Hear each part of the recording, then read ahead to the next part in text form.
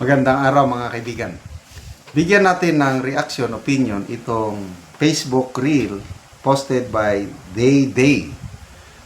Pahayag ito ni Congressman Erese, isa sa mga batikang Liberal Party leader. Isang babala o paalala kay former Vice President Leni Robredo tungkol sa posibilidad ng koalisyon Robredo-Marcos. Hindi pwede, sabi niya. Bakit hindi pwede? Pakinggan natin ha. Kumabit si Vice President Leni sa administrasyon. Wala ang issue ng corruption sa kanya. Pagkatapos kakabit siya kay President Marcos na may hindi pa nasasagot na pinakamalaking pagnanakaw sa kasaysayan ng buong Pilipinas sa mahabang panahon, edi nagkaroon ba ng issue laban sa kanya? Na bakit niya ito tolerate itong mga bagay na ito? Hindi po pwede na kumabit si Vice President Leni sa administrasyon. Wala ang issue ng corruption sa kanya. Pagkatapos kakabit siya kay President Marcos na may hindi pa nasasagot na pinakamalaking pagnanakaw sa kasaysayan ng buong Pilipinas sa mahabang panahon, edi nagkaroon ba ng issue laban sa kanya? Correct. Na bakit niya ito tolerate? Huwag kang kumabit. Hindi naman yung kabit na mistress ha. Kabit ba na makipag-alyansa? Yun ang ibig sabihin nun.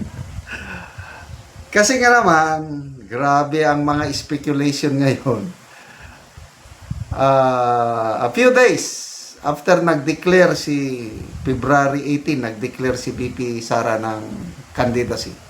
Tatakbo ako si Sara Duterte, tatakbong presidente sa 2020. Biglaan lang, I don't know kung sinadya pa o coincidence lang, binisita kaagad ng Pangulo ang Naga City at nakipag-usap kay Mayor Leni Robredo at namigay pa ng 200 million. Grabe, oh. And then,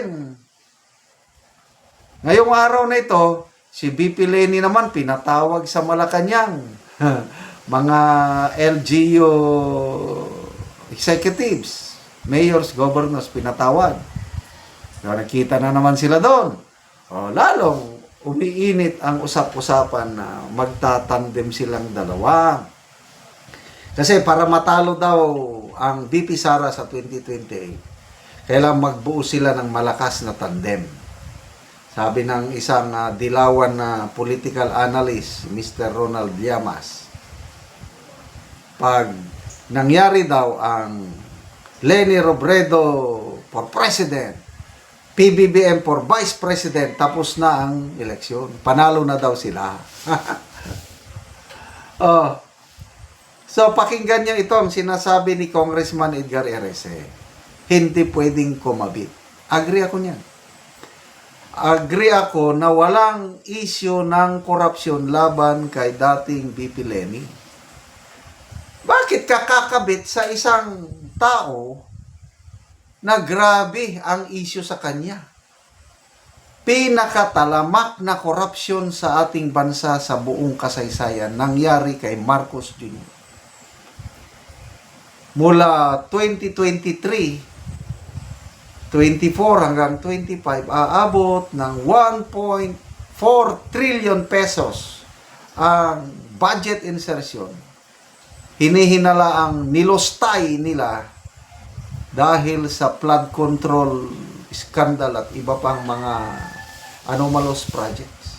Kaya nga nag-resign si VP Sara as DepEd Secretary noong 2023 dahil nakita niya na ang budget ng DepEd for classrooms ay kinontrol na ni Martin Romualdez at Saldico. Noong una, binabatikos nila si VP Sara tungkol dyan sa budget na yan na 2 tao lang ang umahawak sa budget ng Pilipinas, Saldico and Martin Romualdez. Binatikos siya ngayon na napatutuhanan. Talagang sila. Pinabayaan naman ng Pangulong Marcos Jr. Ano ba yan? Wala siyang kaalam-alam o mahina lang siya o kakutsaba siya? Yan ang mga tanong.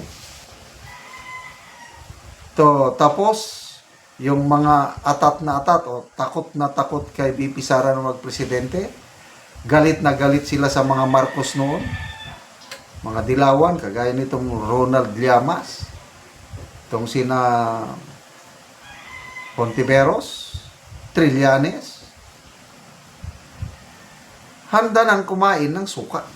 Ang isinuka nila, kakainin na nila ngayon para lang mapigilan nila ang pag-upo ni VP Sara sa Malacanang. Nasaan ang values ninyo? Ang nagpatalsik. Unahin natin. Aquino, late Senator Benigno Aquino. Sino ang hinahinalaan nilang mastermind sa kanyang assassination? Diba? Marcos Sr. O ngayon, malapit na ang 40th anniversary ng People Power. February 25. Pinatalsik ng mga dilawan ang isang Marcos Sr. Kaya mortal na magkaaway ang Marcos at ang mga Aquino liberal. Ngayon, magsasanib pwersa lang na dahil lang sa takot kayo sa isang Sara presidency. So kung gusto nyong talunin si VP Sara, lumaban kayo on your own as liberals para ipakita nyong malakas pa rin kayo. Bilib ako dito kay Congressman Edgar Eresi, may prinsipyong tao. Basa tayo sa mga comments. Ray Perez, kahit ano sabihin nyo, Lenny, BBM, panalo, walang talo. Sige, subukan ninyo. Ano pa? Lenny, BBM, panalo sa 2028. Siguro, true, mga iwan, guys, pero pera-pera lang dito sa Pilipinas. Tama naman, mabahiran lang siya. Mag-Lenny Bam na lang siya. Correct. Malakas pa naman ang voting base ng mga dilawan. Malakas pa. Lenny Bam Aquino. Malakas na yan.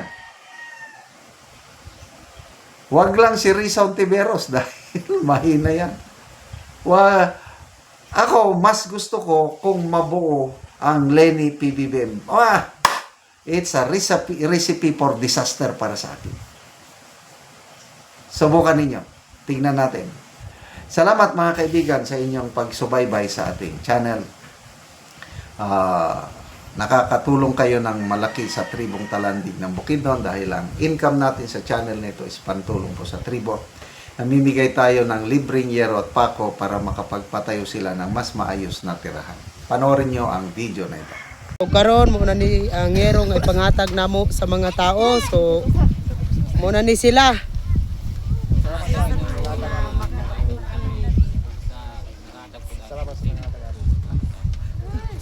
O muna pod ni ang mga lansang umbrella nils nga ihatag sila.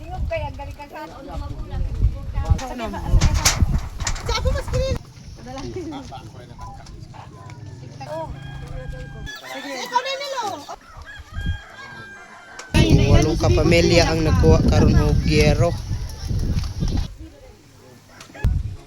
Motor lang ang kargahan.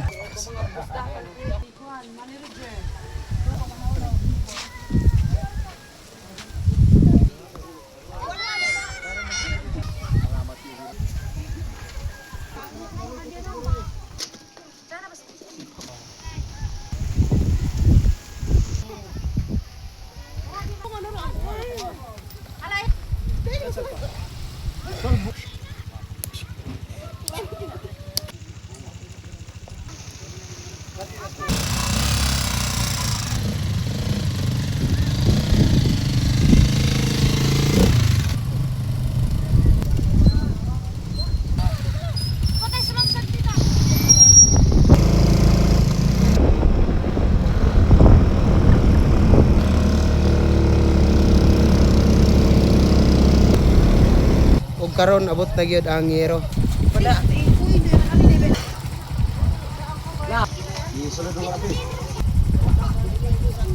Kuna ni ang natagaan namo og yero. Og karon mo na ni ang atop sa natagaan namo og yero. Mga sako og ang yero buslot na gyud kaayo. So mo na ni ang ilang pagpuyo. Salamat sa Ginoo nga karon nga makaatop na mi karon. Oo. Tabang. Oo, lagi. So, salamat kaayo. Lang mo. So, pila na ni ka tuig ang inyong atop nga mga sako lang, mga iro na nga putol na. 4 years naman siguro ni. Opat 4 na- years na, upat na katuig. Upat na ka tuig ang inyong pagantos nga gaulanan mo. Oo. So, salamat kaayo.